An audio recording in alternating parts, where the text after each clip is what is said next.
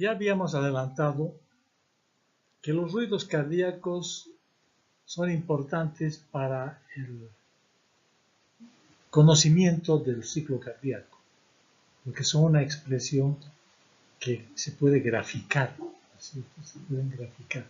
Ya habíamos hablado sobre la capacidad de audibilidad del ser humano, su ciclaje, etc., y cómo es parte del procedimiento de la exploración clínica, lo cual ahora reiteraremos. Entonces tiene importancia desde el punto de vista fisiológico, porque nos permiten hablar del ciclo acústico, ciclo cardíaco acústico, complementario de los demás,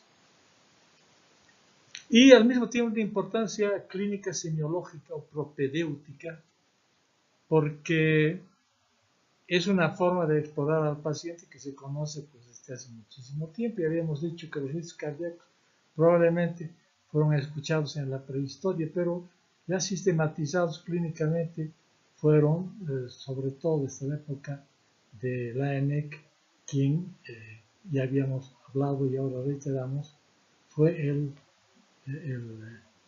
inventor del estetoscopio, el endoscopio como también se llama. La exploración clínica, decíamos en la clase anterior y hoy reiteramos, es parte del estudio de la exploración de un paciente semiológicamente, es decir, la signo-sintomatología que presenta un paciente es algo que se hace clásicamente desde los inicios de la clínica, ¿no? Observar a un paciente, ver su aspecto facial, ¿es verdad? Su facies, luego, porque la facies está caracterizada no solo por la expresión de los músculos de la mímica, así se llama, sino también por el color, el aspecto del sujeto, si está amarillento, está azulado, etc. Es importante la parte de la inspección y ver la actitud, si es un hombre que está sufriendo un dolor intenso o está pues postrado en cama o agitado en el sentido estricto de la palabra, es decir, que se mueve, que está exaltado. Entonces, todo lo que uno ve está permanentemente, uno está diagnosticando, incluso sin ser médico, a sus semejantes solo por sus actitudes. Bueno, esto ha sido sistematizado en la semiología del hábito constitucional, y habíamos hablado de él, el biotipo del sujeto, color, aspecto, actitud, etc. Y la palpación, que nos permite percibir, qué sé yo, hígados grandes, es verdad, que nos permite percibir dolor a la palpación de las vísceras, para el diagnóstico de enfermedades. La percusión, ya habíamos dicho que es colocando unos dedos sobre los otros, etc., para ver variaciones del sonido. Y la auscultación, a la cual ya hemos hecho referencia, y hoy de plano nos vamos a concentrar no como objetivo, sino como mecanismo de producción de los ruidos cardíacos. La auscultación misma es un procedimiento que se aprende en los hospitales junto al paciente. Es algo muy personal, es poder percibir los ruidos cardíacos normales y patológicos. De eso hablaremos ahora de refilón, porque el objetivo es el mecanismo de producción de los ruidos normales y una breve alusión a los ruidos patológicos. Hemos dicho, fue Laennec quien, enrollando una cartulina en forma de cono, se percató que se escuchaban claramente los ruidos cardíacos. Así nació el fonendoscopio, ya desde el siglo XVIII, ¿verdad? Estamos hablando de eso, estamos en el siglo XXI, este es un procedimiento que ya viene de muy lejos.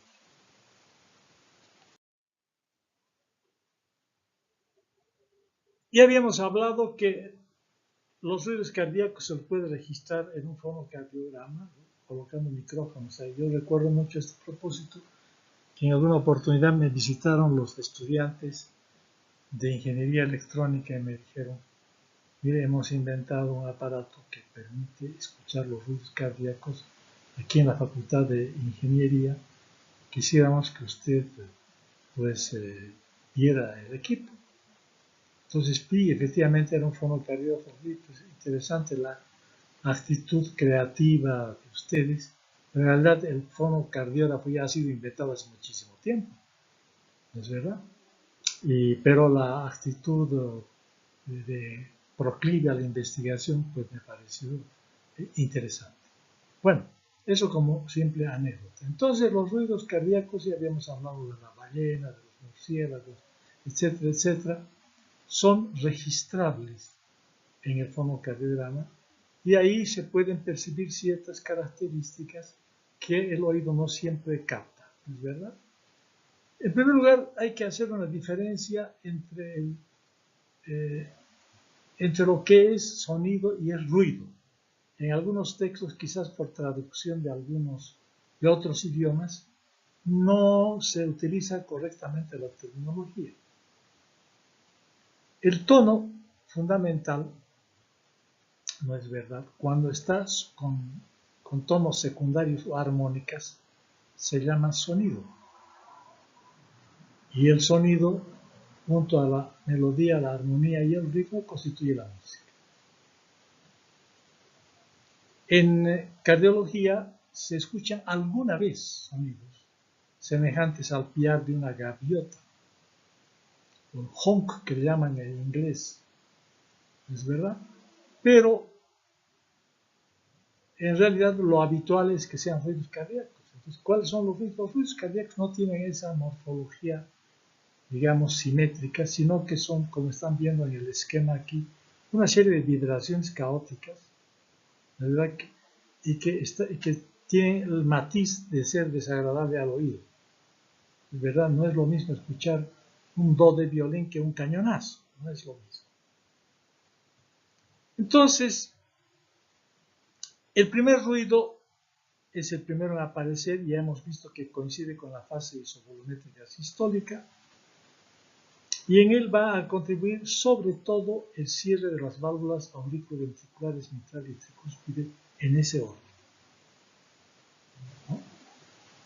Luego viene un pequeño silencio que corresponde a la sístole auricular, y aparece luego el segundo ruido que, como ven ustedes, está desdoblado y se debe al cierre de la sigmoidea aórtica y a continuación el cierre de la sigmoidea pulmonar. Esta apertura, esta separación entre los dos componentes se abre un poco más en el momento de la inspiración porque hay un mayor retorno de sangre, y se cierra en el momento de la expiración porque disminuye el retorno de sangre, y eso se escucha muy claramente en niños. A veces hay que hacer una serie de maniobras para escuchar mejor, pero en general suele escucharse muy bien en niños. En la gente adulta se va perdiendo esa sutileza y bueno, el segundo ruido ya no aparece tan desdoblado. Ahora es importante este segundo ruido porque cuando el flujo es muy importante y constante y fijo, puede estar expresando, ¿no es verdad?, que existe algún pasaje de sangre, por ejemplo, de la aurícula izquierda a la aurícula derecha, en las comunicaciones interauriculares, en virtud del gradiente de presión, porque en la aurícula izquierda la presión está alrededor de 5 milímetros de mercurio y en la aurícula derecha alrededor de 0, como reiteradamente ya hemos dicho. Entonces, en estas circunstancias, como aumenta el flujo en el corazón derecho, se retarda el cierre de la válvula pulmonar y eso es lo que produce el desdoblamiento amplio y fijo del segundo ruido. Y solo por auscultación, como se hacía en otras épocas, se puede diagnosticar una comunicación interauricular asociada además a un soplito de expulsión a nivel de la válvula pulmonar. A esa sutileza se llegaba en el estudio de la auscultación cardíaca. Claro, ya posteriormente, cuando han llegado otros métodos, la radiología y sobre todo el cateterismo, la ecocardiografía, entonces ya ve usted directamente la comunicación el flujo, el diagnóstico está hecho. A menudo, yo recuerdo el Instituto del Tórax, les decíamos a los residentes cuando llegaron los equipos de eco, tienen que auscultar a los pacientes. No se vayan directo a ver en el equipo de ecocardiografía donde ya el diagnóstico está hecho. Entonces, la medicina tiene un componente artístico, musical en este caso, digámoslo así. Entonces, lastimosamente se está perdiendo esta habilidad y todo ya está yendo a la tecnología. Esta observación en un viaje que hice a México, la hice a algunos amigos, me dijeron, bueno, aquí pasa exactamente lo mismo. Los residentes están directamente, van a ver en el eco, ya no auscultan prácticamente, lo cual es una mala práctica. Bueno, pero es fruto de una realidad tecnológica que indudablemente facilita los diagnósticos. Ahora hacer este tipo de diagnósticos es muy fácil. Antes yo recuerdo que discutíamos si el desdoblamiento era amplio o fijo o se estaba moviendo. Mucha discusión. Ahora no hay nada que discutir, los diagnósticos están hechos. Pero es obligación nuestra hacer notar estos hechos de la práctica clínica que están vigentes hoy y estarán vigentes siempre. Aquí hay un gran silencio entre el segundo ruido y el primer ruido del ciclo subsiguiente y se llama el gran silencio. Pero no siempre este gran silencio es silencio. Aparece un tercer ruido a este nivel en el primer tercio con la unión del segundo tercio del gran silencio y corresponde al llenado, normalmente en niños, al llenado ventricular rápido que ustedes ya conocen. Y entonces esta distensión brusca hasta su límite de elasticidad del ventrículo se expresa por el tercer ruido, ¿no? Esos tejidos jóvenes, ¿no es cierto? Se expresa muy claramente, alguna vez en adolescentes también se escucha. Pero a partir ya de la adultez, escuchar el tercer ruido no es normal. Porque aquí ya no podemos hablar de elasticidad hasta su límite de resistencia fibrosa, decían los textos, ¿no? Aquí ya hay una falla del músculo cardíaco, del ventrículo, que está deteriorado y que con la entrada brusca de la sangre en la fase del llenado ventricular rápido, el músculo se deja estirar bruscamente, porque está deteriorado, y produce la aparición del tercer ruido. ¿No es verdad? Este tercer ruido, primero, más el segundo, el tercero y el primero del ciclo subsiguiente, se asemeja al galopar de caballos y suele llamarse del galope ventricular, que es prácticamente, yo diría, sinónimo de falla ventricular. ¿Izquierda o derecha? Depende, generalmente izquierda. Luego, entonces, lo que es normal en niños resulta patológico en adultos. Lo que es un tercer ruido en niños fisiológico, en adultos es un tercer ruido patológico y se habla, reitero, del galope ventricular. Este gran silencio, también antes del primer ruido subsiguiente, aparece un cuarto ruido y que también en gente joven es posible con mucha acuciosidad escuchar un R4, ¿es verdad? Es difícil en la práctica porque está muy pegado al primer ruido. Estaba viendo en una figurita, parece sencillo, pero no siempre así, está a veces tan pegado y a veces la frecuencia cardíaca está incrementada, entonces no es fácil detectar el cuarto ruido. De hecho, esto más se ve que se escucha, más se ve en los fonocardiogramas que se escucha la auscultación. ¿Y qué significa? Significa, ya saben ustedes, la última fase del llenado ventricular está representado por la sístole auricular y es en el momento de la sístole auricular que se produce este cuarto ruido, generalmente en sujetos que tienen hipertrofia del ventrículo izquierdo. ¿Verdad? En los sujetos que tienen hipertrofia del ventrículo izquierdo, este llenado final por la sístole auricular suele producir un crujido de la masa, así llamémosle con el permiso de ustedes, y produce este ruido que nos está expresando un daño ventricular, generalmente debido a una hipertrofia ventricular izquierda. Por tanto, en todos aquellos sujetos es factible, que tienen hipertrofia ventricular izquierda, es factible escuchar este ruido. Esta hipertrofia suele verse en la estenosis aórtica y en la hipertensión arterial. ¿Es verdad? Entonces, en este caso estaríamos hablando de un galope auricular. Si aquí le llamamos galope ventricular, aquí le llamamos galope auricular, que también es patológico. Siempre que se lo escuche nítidamente, bueno, ya ahí no cabe la menor duda. Y a veces se producen los dos galopes en corazones muy deteriorados. Entonces se habla del doble galope, ventrículo auricular, o ritmo de tututata, o ritmo de tren, también así se llama. Y finalmente, claro, ya viene el primer ruido del ciclo subsiguiente y queda completado así todo el ciclo cardíaco. Al primer silencio lo llamamos pequeño silencio, porque verán ustedes que la sístole es más breve normalmente que la diástole, que es más amplia. O sea, los acontecimientos diastólicos duran más tiempo que los acontecimientos sistólicos. Por eso se llama este pequeño silencio y este gran silencio. Ahora, normalmente este pequeño silencio es silencioso porque el flujo es laminar. ¿Qué quiere decir eso?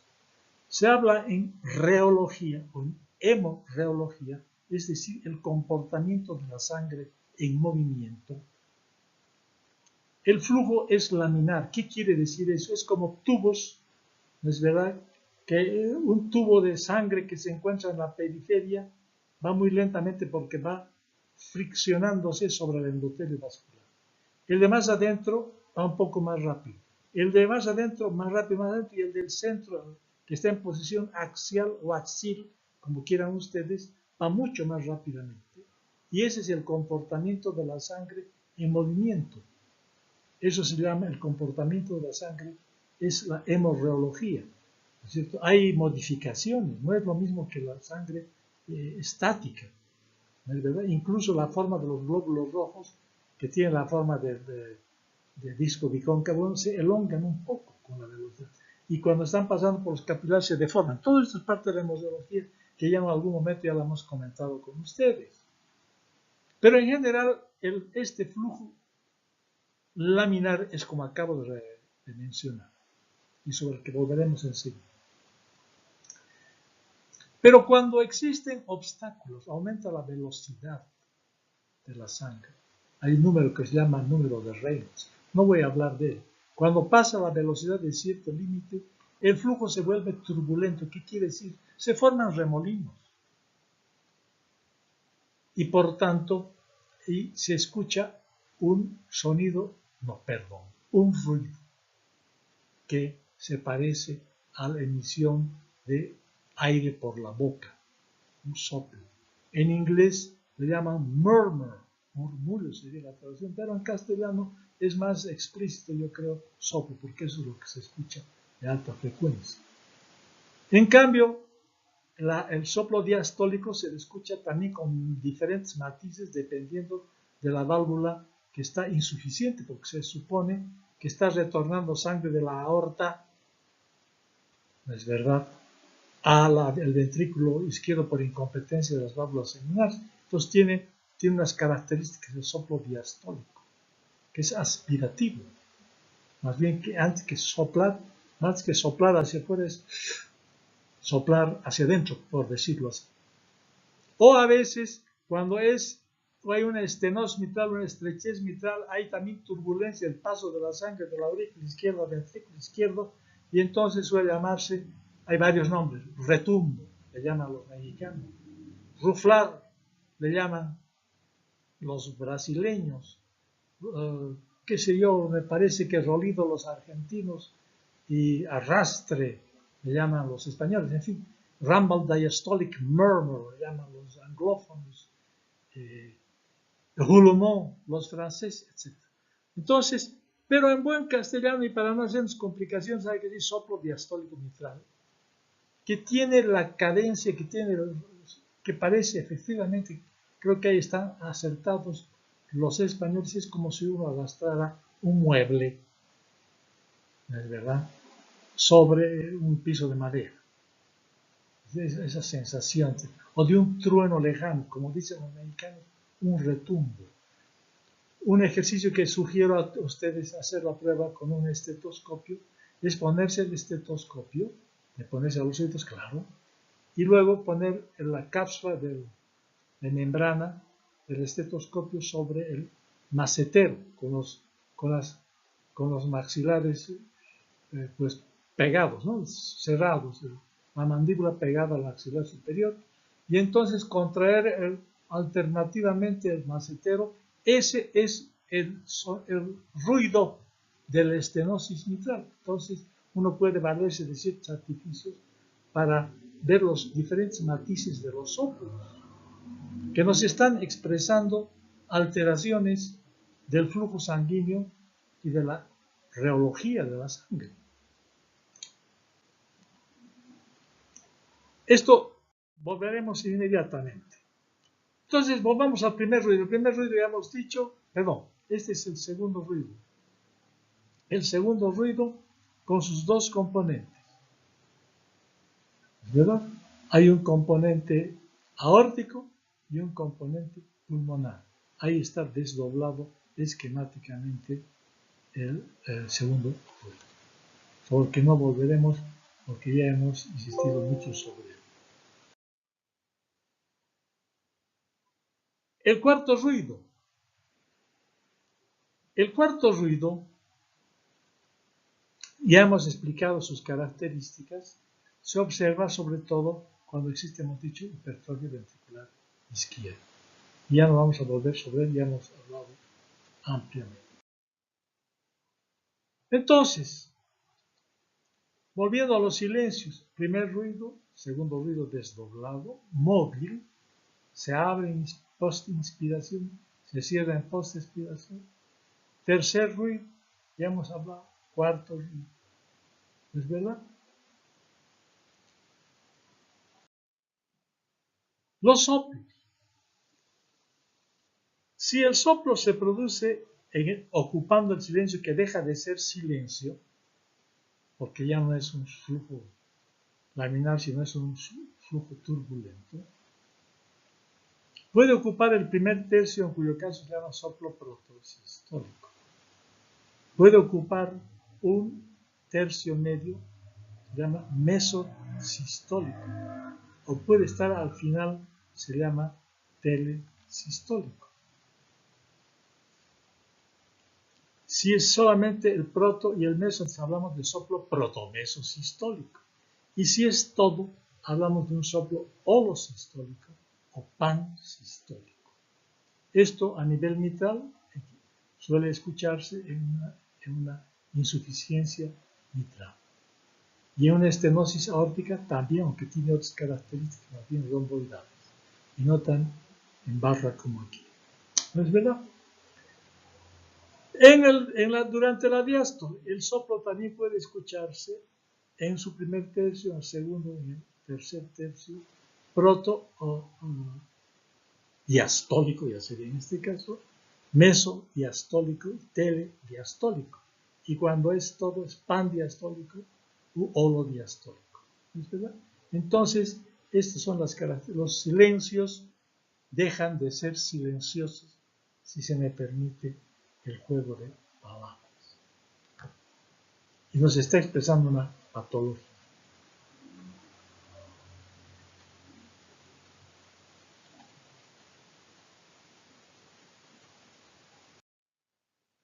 Aquí está. Este es el flujo laminar, queridos compañeros. Vean ustedes que el flujo que está pegado al endotelio va lento. Relativamente lento. En la medida que nos aproximamos a la parte axial central, el flujo se hace mucho más rápido. ¿Es verdad? Dando este perfil de una cabeza de una leche, ¿no es verdad? Ese perfil sería visto de lado. Visto de frente, o sea, en un corte transversal, vemos que son en realidad como tubos superpuestos, como cilindros encajados unos dentro de otros hasta llegar al centro. Entonces, está yendo en forma de columnas cilíndricas, digámoslo así. Es la forma en la que se está comportando la sangre en la circulación y esa es una característica reológica, hemorreológica, el comportamiento de la sangre en movimiento. Este flujo laminar, porque son como láminas superpuestas, me imagino que por eso se le puso ese nombre, es silencioso. Esa es una gran característica y por eso el pequeño silencio es silencioso y el gran silencio es silencioso, salvo los ruidos fisiológicos que se interponen en medio del gran silencio.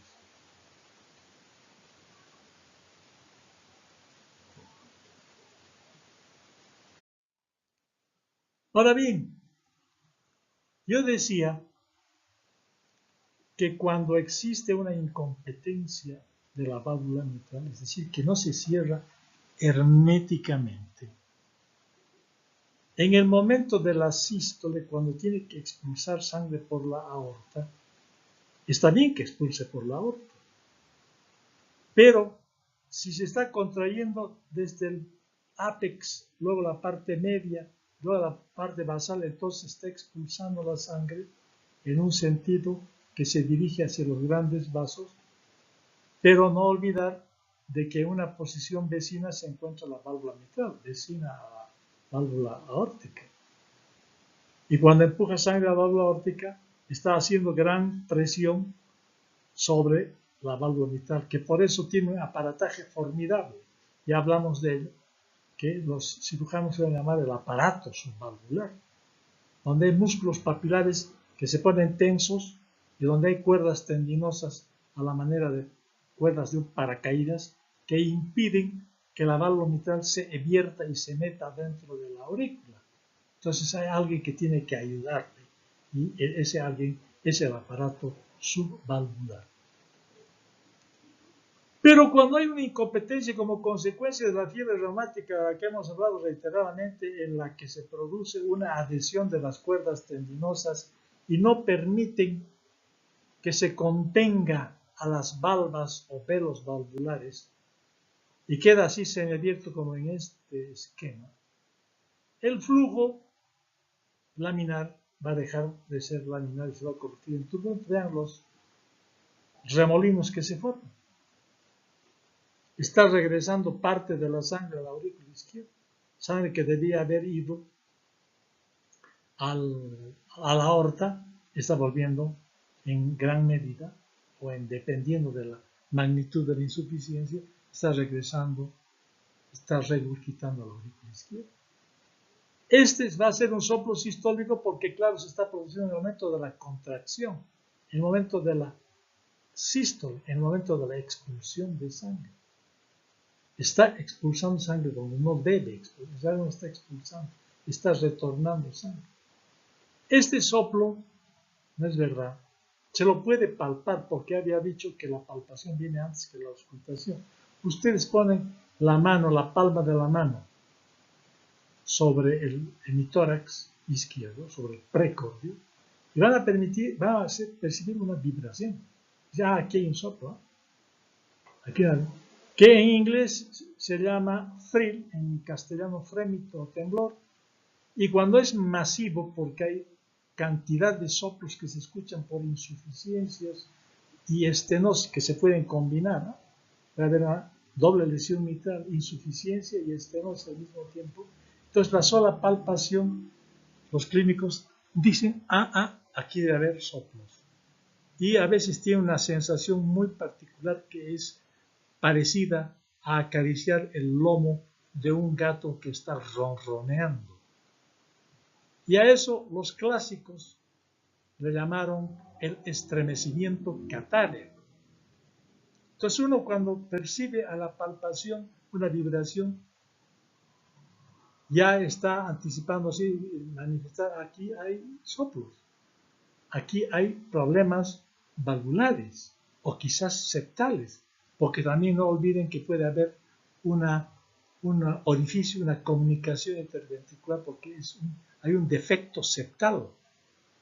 El septum interventricular puede no haberse consolidado y queda un espacio vacío, y eso es lo que se llama una comunicación interventricular, una patología congénita relativamente frecuente.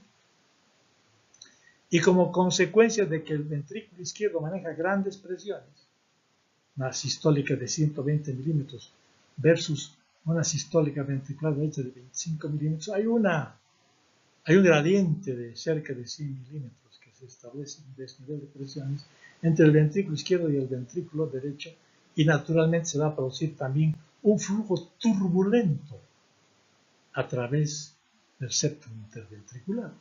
Entonces aquí también puede escucharse un soplo. Entonces una cardiopatía congénita también es factible. En este otro ejemplo, el problema es no de una insuficiencia como aquí, sino de una estenosis. ¿Qué es la estenosis? Un estrechamiento. ¿Por qué? Porque las comisuras del orificio auriculoventricular, ¿no?, están estrechadas, se han pegado, como consecuencia de la fiebre reumática de la que ya hemos hablado. Y queda esta cicatriz, y hay dificultad para vaciar la sangre de la aurícula izquierda al ventrículo izquierdo, y por eso hemos visto que se crece la aurícula izquierda, y eso se puede registrar, entre otros métodos de exploración clínica, por el electrocardiograma. ¿Te acuerdas que dijimos que es una onda P bimodal en lomo de camello, o bífida, como también está? ¿No? Aquí sería, si fuese la estenosis, aquí sería más bien una onda P picuda. Bueno, pero estamos hablando ahora de la aurícula izquierda. Entonces se crece porque está haciendo un esfuerzo para vaciarse en el ventrículo izquierdo. Pero al pasar por una estrechez mitral, el flujo laminar deja de ser laminar y se convierte en un flujo turbulento. Entonces en diástole ustedes palpan un thrill, como dirían los anglófonos, o vibración, o frémito, creo que frémito está mejor, y su expresión sería la estenosis mitral, el retumbo del que hablábamos antes, o ruflar, o rolido, o arrastre, que es la sensación que se experimenta a la auscultación y que nos permite detectar una estenosis. Que después viene la ecocardiografía y que ustedes van a ver esta turbulencia, la van a ver, ya no la van a escuchar, claro. Entonces hay una complementación de la información. ¿Es verdad? Este flujo que aquí lo he esquematizado se ve en el ecocardiograma, se ve la turbulencia. Y aquí también se ve la turbulencia. Y en el fonocardiograma, cada vez menos usado desgraciadamente, se ven los soplos, se ve la turbulencia también, pero en forma gráfica. Aquí en forma visual, en tiempo real. Tiempo real equivale a decir el lenguaje televisivo en vivo y en directo. Entonces, resulta que los ruidos cardíacos nos informan de un sinfín de características normales y patológicas.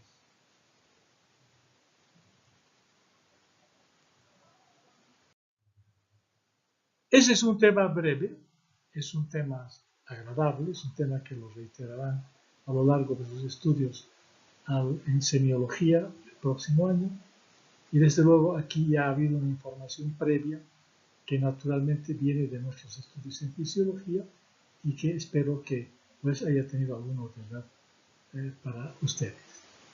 Muchísimas gracias.